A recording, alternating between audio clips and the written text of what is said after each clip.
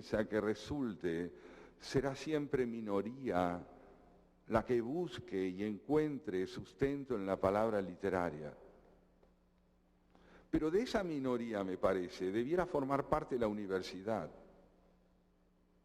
Sin embargo, la suerte cosechada por la literatura en la enseñanza, hoy considerada superior, induce a creer que estamos cada vez más distantes de esa posibilidad. Allí la expresión de la experiencia personal de vida, que desde la mira humanista constituye el núcleo de lo estético, no alcanza el escenario central de los intereses académicos. Su sitio lo ocupa desde hace años la estrategia de la composición literaria, la obra como objeto y aún diría yo como artefacto, a cuyo develamiento y dominio se consagran con fervor preeminente quienes también privilegian los múltiples dilemas del significante y el significado. Semiólogos, gramáticos, sociólogos y psicólogos, para quienes la emoción de leer y escribir ha pasado a ser moneda de menor valía en el arduo universo de sus preocupaciones. El texto, entendido como prodigioso transmisor de vida vivida y fruto de un encuentro de excepcional intensidad con el mundo, se ha convertido en pretexto. Es en cambio lo instrumental, la trama de recursos objetivos empleados en la composición, lo que desde hace ya mucho tiempo ocupa el altar mayor de la devoción crítica. Como bien señala Edgar Morin, la ciencia, al desarrollar la objetividad, desarrolla en efecto una dualidad permanente entre lo subjetivo, el hombre sujeto que se siente vivir, actuar y pensar, y lo objetivo, el mundo observado y manipulado. De modo que si por un lado las ciencias desintegran efectivamente las antiguas humanidades y el humanismo implícito o explícito en que se fundan fracasan por otro completamente en el intento de constituir nuevas humanidades.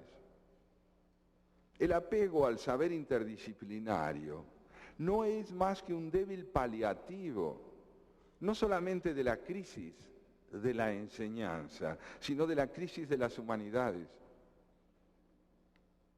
El problema fundamental para toda política de la cultura, termina diciendo Morin, es por lo tanto el de la constitución de nuevas humanidades.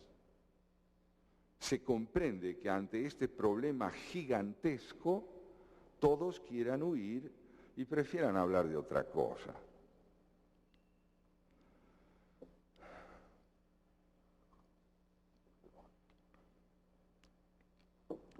He aquí lo estremecedor, que aquello que un hombre pueda decirnos acerca del hecho de haber rozado el núcleo de su propio misterio y del misterio de cuanto existe, haya dejado de ser preeminente para quienes dicen interesarse por la literatura. Una nueva intrascendencia devora la experiencia personal. Es la que, marchitando la sensibilidad filosófica, daña el mundo propuesto como ofrenda primordial del escritor al lector. Antes que este contacto, y aún por sobre él, importa ahora el contacto entre técnicos y especialistas, entre el estratega que redacta sus composiciones y el estratega que se encarga de develar y desarticular la trama mediante la cual se procede a plasmar tales composiciones. El goce de la intimidad ha sido descalificado por el imperativo de la explicación, olvidando en virtud del extremismo en que se incurre lo que sabía Georges Braque, que las pruebas fatigan la verdad. Justamente allí donde en sentido eminente se enseña a leer, en la universidad, la facultad de comprender y privilegiar el intercambio de experiencias personales, ha languidecido como meta central del trato con los libros. Esta merma de la emoción ha obstruido asimismo la predisposición a comprender al escritor como hombre de fe literaria. Ello sin duda ha afectado el espesor y la hondura de la conciencia intelectual, induciendo, entre otras cosas, a un distanciamiento cada vez más pronunciado entre ética y estética. Tal como Kierkegaard lo anunciara, vivimos un tiempo de inercia emocional. Se ha erotizado la posesión, pero no el vínculo. Al ser un tiempo espiritualmente anémico, resulta ser el nuestro un tiempo residual, la jornada de un largo desencanto, en cuyo transcurso la inteligencia se deleita en exhibir su incredulidad y su desprecio. Exceptuarse de toda fe y reducir a cenizas las aspiraciones de toda fe. He ahí la victoria. ¿Pero victoria de quién? Solo superficialmente de la inteligencia. Profundamente es la victoria de la desesperación. Horas como estas conoció muchas la humanidad, y en ellas la violencia ha ejercido desde siempre un hondo influjo. Su despliegue asegura un arrebatamiento fácilmente homologable a la convicción. En nuestros días, la violencia larvada y germinal nutre el empuje de su impulso venidero en un suelo más poderoso que el miedo a la guerra, más poderoso que el holocausto nuclear, cuya amenaza franca pende sobre nuestras cabezas todavía a principios de este milenio. Me refiero al miedo a la paz. La paz, cuando prospera, obstruye el cauce de los conflictos más elementales y franquea el curso de los grandes dilemas subjetivos, infinitamente más complejos, sutiles y, por cierto, imperecederos.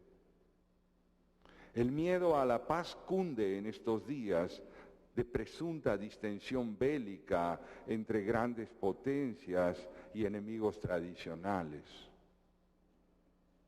Sus efectos pueden advertirse en la rapidez con que vuelven a proliferar en variadas latitudes nítidos indicios del fervor maniqueo en política, de fundamentalismo seriamente vulnerado tras la caída del Imperio Soviético.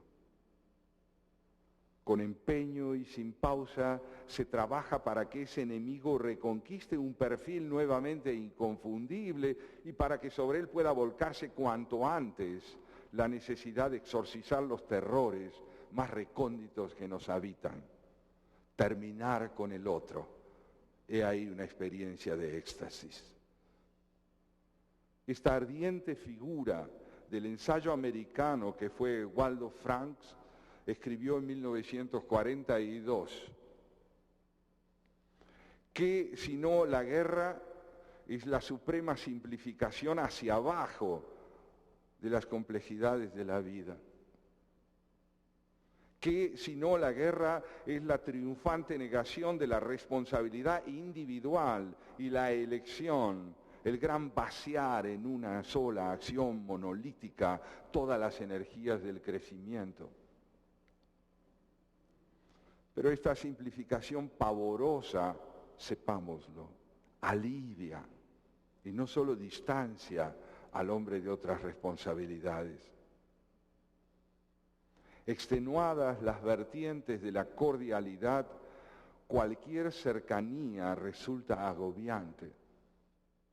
Es que si el criterio hegemónico en este comienzo de siglo es el que celebra haber liberado al hombre de la necesidad de un vínculo amoroso con su entorno y con su prójimo, la paz fatalmente resultará amenazante.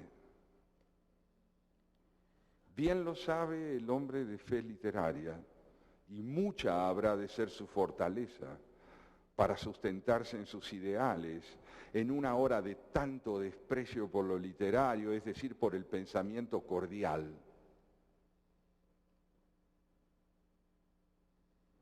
Y digo sustentarse antes que sustentarlos, porque no me parece que esos ideales sean de frágil contextura y no busquen una y otra vez el evasivo corazón del hombre. Es este, más bien, quien no siempre parece dispuesto a soportar esa extraña y fascinante carga de la fe que lo libera y lo condena. Pues bien, y por último, con su atormentada realidad cotidiana, el nuestro es un tiempo que requiere al escritor, que lo solicita desde su más íntima indigencia, y lo requiere de tal modo porque sabiéndose necesitado de reconciliación consigo mismo, sabe a la vez nuestro tiempo que el escritor como hombre de fe es ante todo un hombre enamorado. Muchas gracias.